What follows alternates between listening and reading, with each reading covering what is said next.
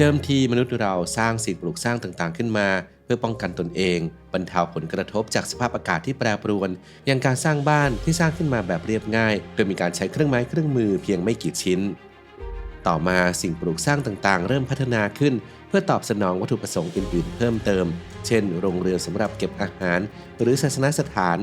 วัสดุที่ใช้ก็เปลี่ยนจากใบไม้กิ่งไม้และหนังสัตว์มาเป็นวัสดุที่คงทนมากขึ้นอย่างหินดินเหนียวอิฐคอนกรีตหรือโลหะและเมื่อเทคโนโลยีเริ่มก้าวหน้าสิ่งปลูกสร้างก็ถูกสร้างให้มีขนาดที่ใหญ่ขึ้นและกว้างขวางขึ้นจากสิ่งปลูกสร้างธรรมดาที่ใช้เพียงหลบฝนหลบแดดเริ่มมีการตกแต่งด้วยศิลปะที่ซับซ้อนจนในที่สุดแล้วบนโลกใบนี้ก็เต็มไปด้วยสิ่งปลูกสร้างหลายแห่งที่โดดเด่นและมีเอกลักษณ์เฉพาะตัวที่คลิปนี้อับดุลเททูบได้รวบรวม5ที่สุดของสิ่งปลูกสร้างทั้งในแง่ของตำแหน่งที่ตั้งความยิ่งใหญ่อลังการความเก่าแก่รวมถึงงบประมาณในการก่อสร้างไปติดตามกันครับ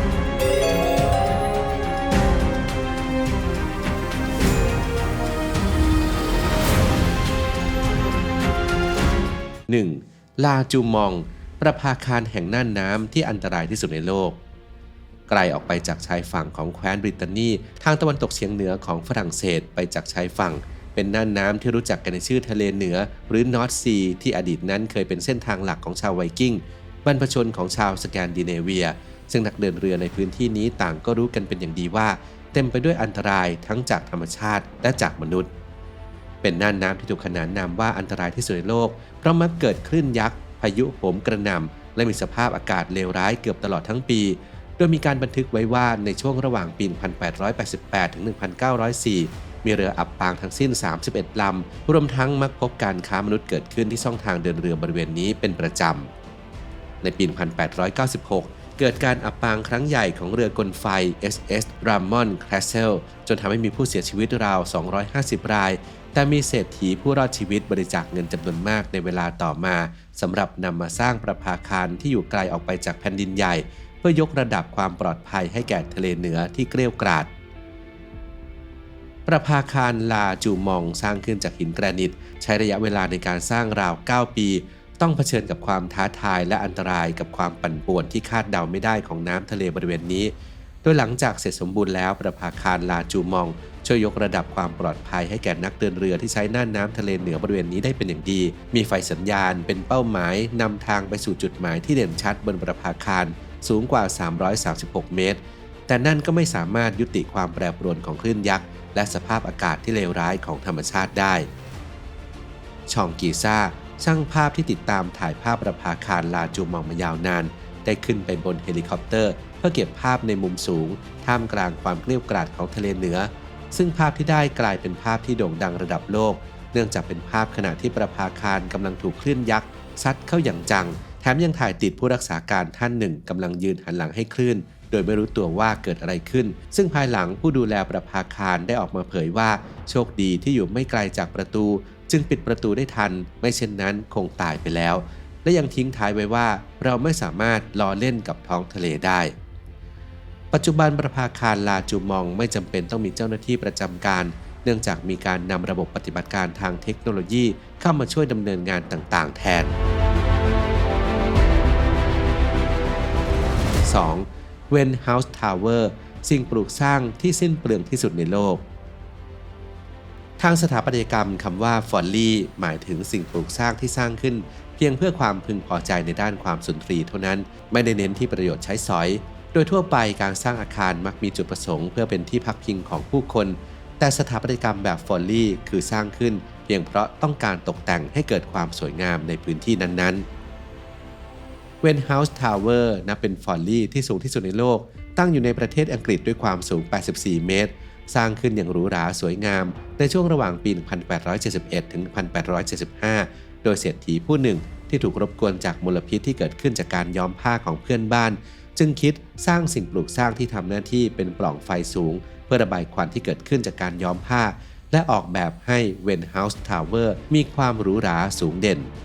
คาดว่าวัสดุที่ใช้ในการก่อสร้างมีน้ำหนักทั้งสิ้น 9,000 ตันมีค่าใช้จ่ายมหาศาลแต่เมื่อสร้างเสร็จสมบูรณ์กลับพบว่าหอคอยแห่งนี้ไม่สามารถใช้งานได้จริงจึงได้รับการยกย่องจากหลายๆคนว่าเป็นหนึ่งในสิ่งปลูกสร้างที่สิ้นเปลืองที่สุดของอังกฤษเพราะในช่วงสงครามโลกครั้งที่2 เวนเฮาส์ทาวเวอร์ถูกใช้เป็นหอคอยสำหรับสังเกตการณ์โดยทหาร 3. โกเบรคีเทเพวิหารที่เก่าแก่ที่สุดในโลกโกเบรคีเทเพเป็นวิหารขนาดใหญ่ในหุบเขาเจอร์มัสของประเทศตุรกีเป็นโครงสร้างหินทรงกลมรูปไข่และหินสี่เหลี่ยมขนาดใหญ่ที่คาดว่าสร้างขึ้นโดยนักล่าและคนเก็บของป่าตั้งแต่ก่อนยุคหินใหม่หรือในช่วงระหว่าง 9,600 ถึง 8,200 ปีก่อนคริสตกาลซึ่งปัจจุบันถือว่าโกเบรคีเทเพนั้นเป็นสิ่งปลูกสร้างที่เก่าแก่ที่สุดในโลกที่นี่มีร่องรอยของการประกอบพิธีกรรมและกิจกรรมทางสังคมของมนุษย์มีเสารูปตัวทีที่โดดเด่นอยู่หลายจุดสื่อถึงความเป็นมนุษย์รวมทั้งมีภาพนูนต่ำของเสื้อผ้าเข็มขัดและผ้าเตี่ยวปรากฏอยู่บนก้อนหินอีกด้วยสิ่งปลูกสร้างอันยิ่งใหญ่ที่สร้างโดยมนุษย์เมื่อ 10,000 ปีก่อนล้มล้างความเข้าใจเดิมๆที่เรามักจินตนาการไปว่าบรรพบุรุษของเรากำลังมีชีวิตเร่ร่อนไปตามที่ต่างๆเพื่อล่าสัตว์ไม่มีเสื้อผ้าหรือแม้กระทั่งภาษาที่ใช้เพื่อพูดคุยสื่อสารทำความเข้าใจแต่โกเบครีเทเพเป็นหลักฐานสำคัญที่ช่วยทำให้นักวรรณคดีได้เข้าใจถึงความสามารถของมนุษย์ก่อนยุคหินใหม่ว่า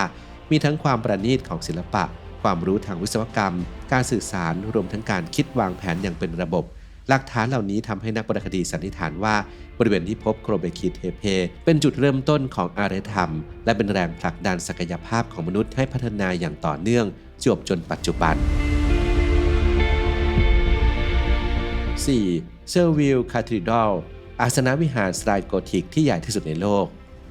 เซอร์วิลคาทรีดัลอาสนวิหารอันละเมียดละไมในเมืองเซบียาประเทศสเปนเป็นโบสถ์นิกายโรมันคาทอลิกสไตล์โกธิกที่ใหญ่ที่สุดในโลกลักษณะแบบพิเศษของสถาปัตยกรรมแบบโกธิกคือเป็นอาคารทรงสูงบางและโปร่งขึ้นไปจนถึงหลังคาที่มียอดทรงสูงแหลมโดยเป็นรูปแบบของศิลปะที่เกิดขึ้นในช่วงกลางของศตวรรษที่ 12 ไปจนถึงศตวรรษที่ 16ตามหลักของวิศวกรรมศาสตร์การมียอดแหลมช่วยให้แรงกดจากหลังคาถ่ายเทลงมาสู่ฐานได้ง่ายขึ้น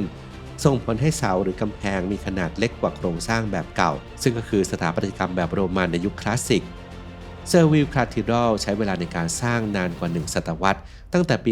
1403 จนถึงต้นศตวรรษที่ 16 และเมื่อสร้างเสร็จอาสนวิหารแห่งเซบียาก็ขึ้นแท่นเป็นอาสนวิหารที่ใหญ่ที่สุดแทนที่ฮาเกียโซเฟียในตุรกีที่ครองตำแหน่งอาสนวิหารที่ใหญ่ที่สุดในโลกมานานนับพันปีเซอร์วิลคาทรีดัลยังเป็นสุสานของนักสำรวจผู้ยิ่งใหญ่อย่างคริสโตเฟอร์โคลัมบัสที่เป็นผู้เปิดประตูจากโลกยุคเก่าสู่โลกยุคใหม่อย่างสมบูรณ์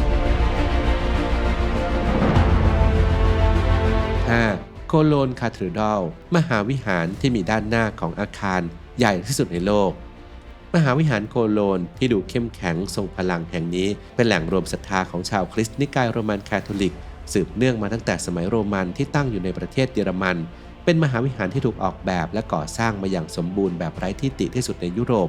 เป็นอาสนวิหารที่สูงที่สุดในโลกระหว่างปี 1880 ถึง 1890 รวมทั้งเป็นมหาวิหารที่มีฟาซาดหรือองค์ประกอบที่อยู่บริเวณส่วนหน้าของอาคารที่ยิ่งใหญ่ที่สุดในบรรดาโบสถ์ทั่วโลกมหาวิหารแห่งนี้สร้างขึ้นระหว่างปี 1248 ถึง 1880 กว่า 600 ปีของการก่อสร้างส่งต่อแรงบันดาลใจถึงการจากรุ่นสู่รุ่นอย่างต่อเนื่องยาวนานและไร้รอยต่อโดยสิ้นเชิงในเรื่องของยุคสมัยจนทำให้โคโลนคาทรีดัลกลายเป็นมหาวิหารที่ล้ำค่าและได้รับการประกาศขึ้นทะเบียนให้เป็นมรดกโลกในปี 1996